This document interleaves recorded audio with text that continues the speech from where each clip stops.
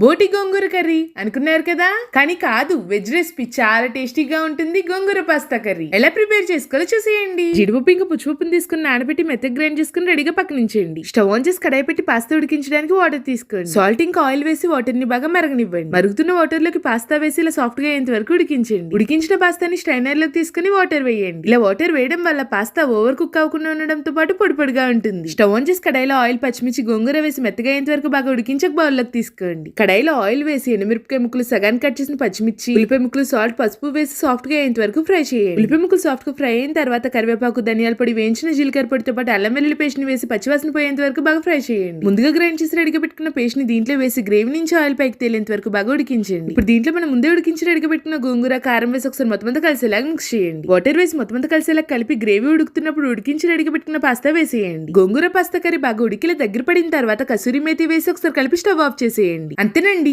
గోంగూర pasta curry recipe మీ అందరికీ నచ్చిందా?